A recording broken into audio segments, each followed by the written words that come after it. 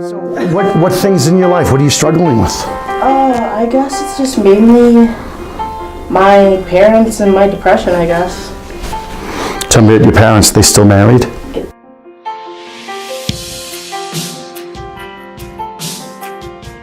They're still married. Do you live with them? Yeah, I live with both of them. Our relation's really good. It's just, I feel like when it comes to like communication and discipline-wise, they're like both the exact opposites. Cause my mom, she suffers with bipolar and stuff like that. Is she diagnosed or you're self-diagnosing your mother? She's diagnosed, I'm pretty sure, as far as I know, that she's been diagnosed with bipolar and she takes medication for it and stuff like that. And I know she can't really, handle her emotions sometimes, but I feel like sometimes she might not really listen to me because either she doesn't want to or maybe she just doesn't really have any interest in, hearing my side of the story and things like that. Or maybe she doesn't know how? Yeah, I guess that's one too. How about your dad? My dad, he doesn't really know how to handle stuff like that. Like, if I'm having a mental breakdown, he doesn't really know how to handle that. Sure. So in some cases, he might be harsh, and I know he doesn't mean to be, but, I just guess it's because he doesn't really know how to handle it. And I guess recently, I keep looking at her because she's like, it's fine. It's just hard to talk about my problems in front of my friends because... Recently what? Recently my depression has gotten worse. What's that mean? My suicidal thoughts have gotten worse. My attitude overall at home has gotten worse because of some recent events with my friends and drama and stuff like that. And I'm always keep up, this image that, I'm always happy, telling jokes and stuff, because I don't want people my friends like you to worry about me at all. And I don't want people asking me, are you okay? Do you need to talk to someone? Because I rarely go out to talk to anyone, because I feel like, if I talk to somebody about it and just bothering them.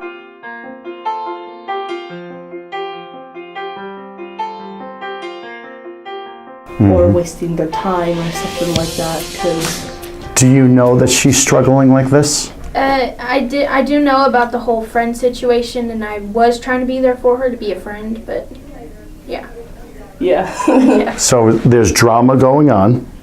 It's slowly dying down, but okay. The emotions are still high.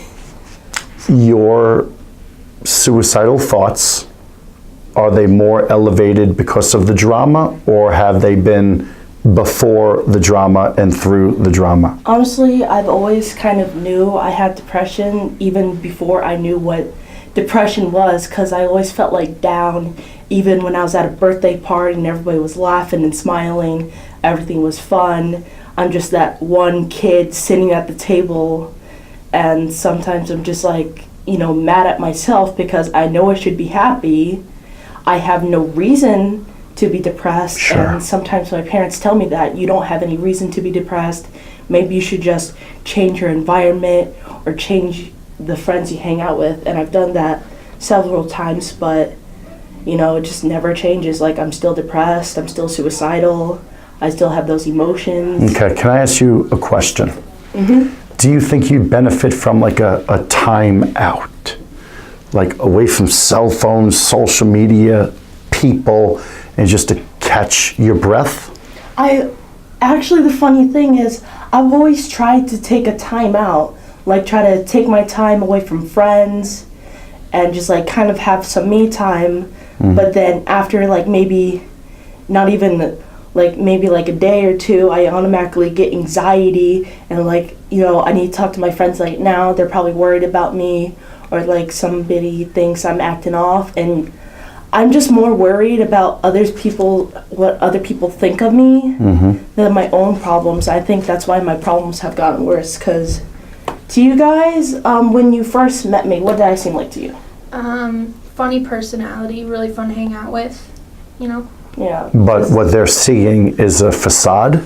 Yeah, is not really the basically. depths of your soul. I mean, I am a funny person when I want to be, like, yeah, but honestly, like, deep down, like, I'm very sensitive and stuff, and I'm always acting like, I'm funny, I joke about stuff, and, like, because I don't want them to worry, but deep down, I'd like them to know about what's going on, but if I do that, I'm afraid they'll treat me like I'm some kind of, like, fragile doll, I guess. I don't know how to describe it. Are you worried about yourself? Not as much as I should be, because I'm always worried about other people, and like I worry about my mom's problems, I worry about my dad, I worry about my brother. I want to worry about you right now. Do you feel alone? Sometimes. And what's that mean? To me, feeling alone is like, I've got all these friends and family, and like emotional support and all that stuff, but like I've got like so many support, and like if I wanted to, I could easily go to therapist. If I wanted to, I could easily get some medicine. I've actually got some medicine, but at the same time I don't want to take it, because if I do take that medicine, then that just proves to people that there's something wrong with Jocelyn and she's not okay. Do you think I'm not okay? I think you're a lot braver than I am. Like, I'm like never up for it about my emotions with anybody. Do you feel like you're a disappointment to your parents or friends or teachers? Sometimes, yeah, I do. I feel like I'm a disappointment because, I feel like I should be truthful to my friends and truthful to my family about how I feel and what's going on in my life. But at the same time, I want everybody to have like, this thought of me that I'm like so cool and like I'm like this cool person. So like, and then I lied to my parents about a lot of stuff, like my grades and how I really feel, and like the expectations they put on me, and like always sitting there like, yeah, I can do that, I can do this, when really the minute I get home I just shut down and lay in my bed for like hours on end. Half the time I'm not even on my phone because my mom's always like, you're always on your phone when you get home, and I can't really blame her because, You being on your phone trying to hide some of the issues and the pain? yeah, I guess so. Like, half the time I'm on my phone. Some days I'm on my phone, like, all day. And then other days I'm just laying in bed sleeping. Like, I've been falling asleep a lot lately because I just get, like, sometimes not even depressed, just, like, bored. Like, this is boring and all that's boring and stuff. Do you do any self-harm? Has that been a part of your past at all? Cutting, punching, pulling your hair? This is embarrassing because you're my friend. Don't be embarrassed. This is real. In the past, yes, I have tried and have self-harmed. What have you done? I've cut my, Legs? my legs, which is why I don't really like wearing shorts a lot, because, When was the last time you did it? gee, I don't even know, because I stopped that, but last time I did it was, I think, a couple months ago. Do you think self-harm is wrong? I don't even know why I did it. Like, I guess in some weird way, I found comfort in that. Like, basically just cut myself up. I'm sorry, I didn't mean to interrupt you. Oh, it's fine. I get it. A lot of people find comfort when they're... I don't think self-harm is wrong. I think it's a way of coping, but I'll tell you, I think it's wrong. I think when someone self-harms, they're asking for help, but they don't know how to ask for help. So we're coping, and I think that's a good thing. But if nobody knows you're hurting, nobody can help you. Does that make sense? Yeah. And so I'd rather have you ever had feelings recently of wanting to go back to self-harm? Yeah. And let me ask you again, has self-harm been more recent than a couple months ago? No, I don't think, though. There's a couple times where I tried to, but I stopped myself. Okay. Because actually, a couple months ago, I was open to my parents about my depression and stuff. Okay. And instead of thinking that everything would be better and I'd be treated better and people would be a lot nicer to me, I know they don't really mean to, but it just felt like they were, like ever since then, they were like treating me like a ticking time bomb.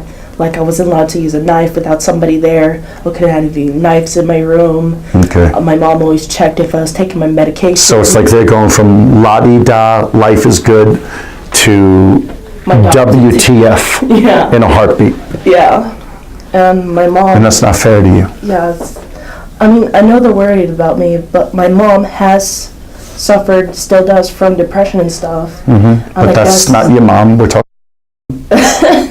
I can't help but talk about them. It's just, I get worried. Let me do. Can you step out for a second? Yeah.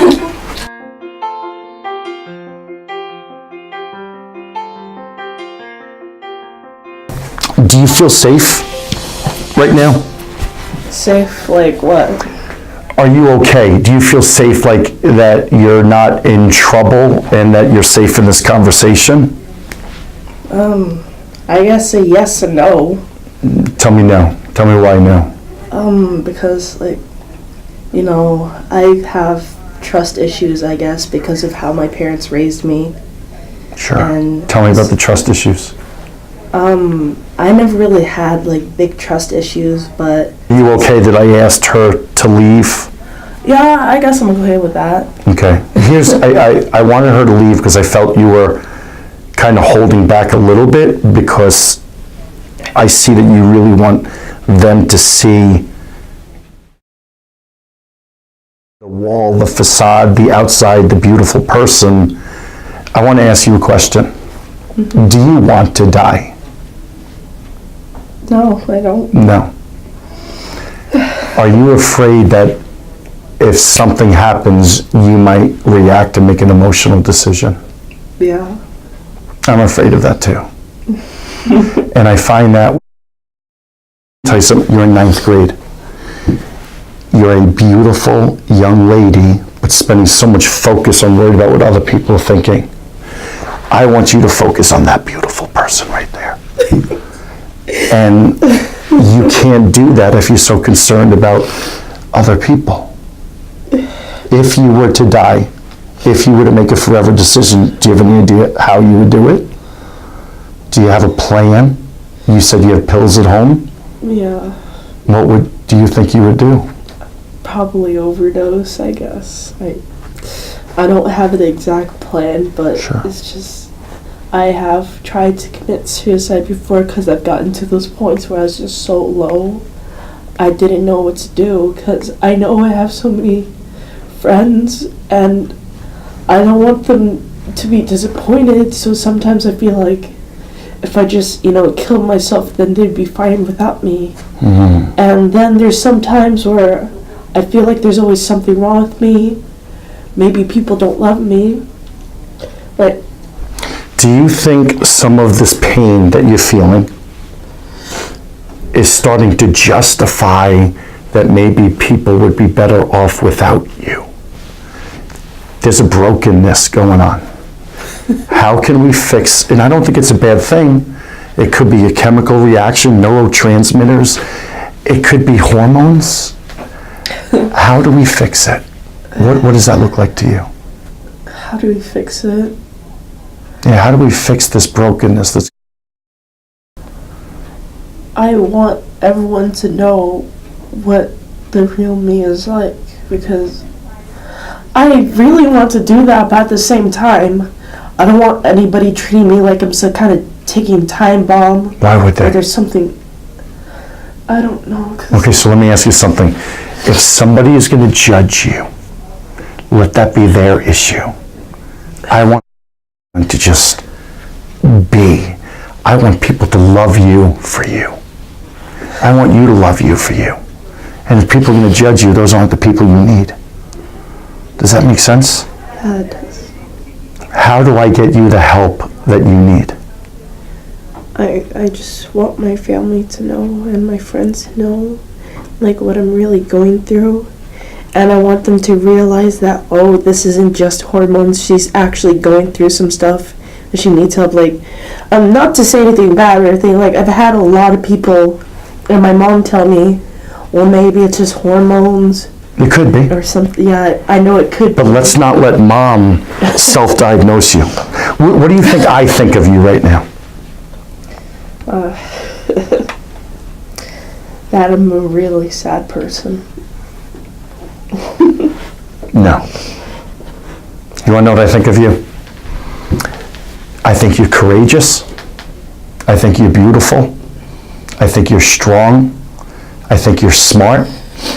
And I wish we had more people like you. Because you know what? You're admitting that you need help. And you're opening your heart. And there's so many people that are avoiding this feeling, and we can't avoid. Who's your guidance counselor? My guidance counselor? Yeah. What's her name? I'm not very good with What's your last name? Yeah, promise. Can I bring your guidance counselor in? Sure. I've talked to her before, actually, about stuff like this. You said, but I said I think you're beautiful, strong, smart, courageous, and I wish we had more kids like her. She said that she has spoken to you, so I think you're aware of some of this. Yeah. She came forward and I asked her a few of the questions. Do you feel alone? And if I misrepresent anything, please help me. Okay. And I say that because remember, I asked if you felt safe. I never want to go against a child, but I always have to make sure that you are safe and we're doing the right thing. And I want to make sure you know that we have your best interest at heart. I asked if she felt alone. Mm-hmm. I asked if there's self-harm. And it was yes, yes, yes. The self-harm may have been a few weeks ago or a month. Some of the thoughts. A couple months ago. And that's okay. That was probably about the time that we had talked and had those conversations. So Yeah. Okay. She's really concerned about how other people perceive her. Mm-hmm. She doesn't have a plan, but she thinks that she might overdose. Okay. I'm worried about our kids sometimes not understanding the finality of suicide, and she did say that if something were to snap, she's concerned that she might make an emotional decision. Mm-hmm. And she just kind of shook her head. I am not at a crisis situation with her, but I'm at a very concerned situation in that here's what I think. Mm-hmm. I think mom and dad are operating on two different levels. Yeah. She says that mom might have bipolar. I don't think she's being validated at home or listened to. But I think she's very open to, I think she wants help. I really do. And man, I love you. I wish we had more people like you.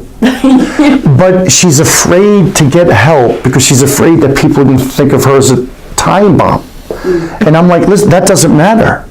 And I'm in therapy. I'm the healthiest I've ever been. If how other people are going to view me, that's their issue. But I'm taking care of me. And I want her to get these tools of self-care, find a toolbox. And I said, I want to just be.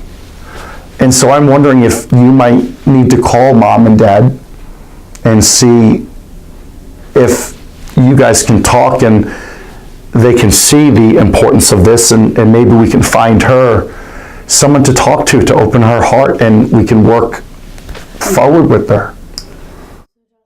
Since you and I talked last, a week or two ago. I think so. Yeah. Yeah.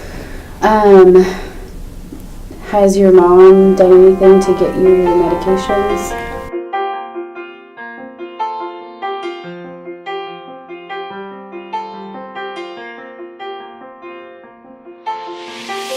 I've asked her before, and she says that she'll get it, but I guess she just keeps forgetting. Okay. And I know I had called home and left a message with that, and I never got a return call from Mom, but it doesn't mean that she didn't get my message. So that's something that I definitely will follow up with again, and I'll contact Dad too, just to be able to actually talk to a human and not an answering machine again. But I think that first step is working on your medication, but then also, like we talked about, coupling that with therapy, with counseling. Yeah, I'd really like to get a therapist, like someone to talk to sometimes. That'd be really nice. Yeah. Do you know why therapy is more important than medication? I'll tell you, therapy is kind of like this here, where we're going to give you tools, how to take a time out, self-care, where medication kind of puts a Band-Aid on what you're dealing with. Medication is like, okay, so here's how we're coping with alcohol, but alcohol wears off, the problems are still there. Medication, instead of like going to self-harm, which you found comforting, remember that? Yeah. We usually do. Medication is sometimes like a mood stabilizer. It's still putting a Band-Aid on it, but therapy is, you know what, I'm having these thoughts, here's what I need to do. So therapy gives you tools and resources and teaches you not to react, but to respond. Teaches you to like breathe, or if you do go to self-harm, you might be like, okay, I'm going to clap. Kind of gives you things to do, or you might wear a bracelet and pull that. So I think therapy is more important. I think sometimes the combination of both under professional care really works. And I'll tell you something, I think you have the ability to be such a great leader in the school, as they're really trying to focus on how can we help people. And you might end up having a story to share with other people, and people will look at you and be like, man, I wish I was as strong as her. I'm not any type of leader. I beg to differ. I think you've got the ability. Oh, by the way, your friend, she just wanted you to know that she's thinking about you and that she cares about you. And I told her, I said, she's good. And you told me to tell her that, so. Okay. So is it okay if they call Mom and Dad? Like right now? When that's up to them, but I'm going to tell you something. I'm going to tell you what I tell them. Okay. You go home and tell Mom and Dad we had this conversation, because I'm giving you this respect. I'll tell you what I tell the school. If Mom and Dad don't call within a day,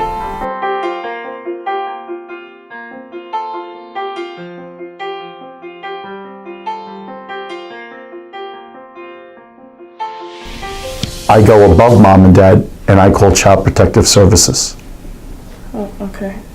And that's probably what I was going to tell you next, is that we're kind of at that point where you got this medication last semester, and we continuously tried to have conversations, you and I, with Mom and Dad, letting them know that this is not just a want, this is a need.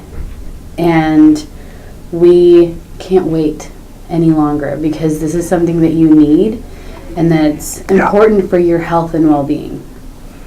Okay, and so I wouldn't be doing my job if I didn't do everything in my power to make sure that you're getting what you need. Okay. You know you're not in trouble, right? I mean, I know you might be a little scared, but see what happened. You came forward today, you're asking for help. Yeah. Mom and Dad have to recognize the severity of it. And if I was your dad and she called me, I'm here, I want to hug you, I want to say, baby, what do I need to do for you right now? And so I want Mom and Dad to recognize that. And this could be just a mood stabilizer, low milligram. This could be changing a diet. This could be, all right, let's get more involved. It could be like a walk. It could be therapy. But if we don't know, we can't help you. That makes sense, right? Yeah, makes sense. So I think you need to call Mom and Dad and maybe even ask them to call up here. Okay. Because, I mean, I can't help but feel like a little scared, because that whole, like, child services thing, we actually have custody of my cousin. And So you know what it's like. yeah. So I kind of know what it's like because based on her experience of what it's like to be, social services and stuff like that. So let me paint the picture like this. We don't need to call child services. I want you to be your best advocate. And I want you to go to mom and dad and say, Mom, Dad, we had a speaker come in today and really brought up some feelings and thoughts, and I got to talk to him and my counselor, and I really think I need help. I'm sad, I'm struggling, and can you call the counselor? And I think she's even going to reach out to them and say, make sure you call up there. Okay. And know that if we had to go that route, we're doing it for you. Because the school cares more about you than we do about you academically. Does that make sense? Yeah, it does. It does. Are you okay? Yeah, I guess so. I we don't know talked why I'm about- laughing. Like we talked about before in some of our conversations, that laughing is kind of your coping mechanism, huh? I guess When so. it's scary and uncomfortable, that's Yeah. okay. And she said she wants us to see the beautiful and the funny one. And I think you are all that. But you know what? I think I like the person that's hiding, too. And your real friends and real people in life, they want to know that person. I want you to get to know that person. Yeah. I'm honestly speechless, like I don't know what to say, because I've never actually thought I'd get, like, help. Maybe by you just saying, hey, can I talk to you? Was you really saying, I really need help? Yeah. It's okay. I'm with my therapist at least once a month. And sometimes, like, I don't even know what we're going to talk about. We have these mind-blowing conversations. Isn't it cool to just have, like, one person that makes it about you? And I could just come in and be like, yeah, I don't know. I'm just kind of struggling lately. And we get to talk about, well, Jeff, how are you feeling? I don't know. And then they're trained to be able to, like, pull this out. But you're not someone that we got to pull it out. I think you're very open. I really think you're a courageous, beautiful, strong young lady. And you're only in 9th grade. You're 15 and you're aware. I'll tell you, you being aware that there is an issue, you acknowledging it, accepting it, and saying, I want to work on it. Game changer. Yeah. And how's your dad going to feel when you say to him, say, Dad, I need help? I think he will get me the help, but I think, just both of my parents will be sad. Why? Because, This isn't about your parents doing something wrong. I think it's because just as parents, they want to be able to handle situations. They want to, give me the help. They want to do it themselves. But then realizing that they can't do it by themselves might, be devastating, because my mom and dad are always there for me. It's just... And they're going to be. I think this might be a lesson for all of us. And it's hard when you have a kid and having to say, I can't fix this. I can't be the one to fix this for my kid. And so having to go and ask for help is just as scary as you coming and asking for help. Yeah. And so it is scary for your parents, but they're going to do it because they love you. This is so uncomfortable for some reason, because I've never really been open about any of this. That's good. I know my family loves me, but sometimes it feels like that I'm like, just because I was born into this world and who my dad is, that suddenly I'm like this outcast. Like, I don't belong here. And I've even had some of my family members tell me that I'm not related to them. This is a critical time for you at 14, almost 15. I want you to be selfish, and you've got people here that really care about you. But I want you to care as much about yourself as they care about you. So I'm going to walk out and let you two talk. Can I give you a hug? Yeah. I'm proud of you, man. I'm proud of you, kid. In there. Thank you. Breathe, girl. Breathe. Oh. I guess sometimes we could take these kids home and just watch Disney movies and eat ice cream.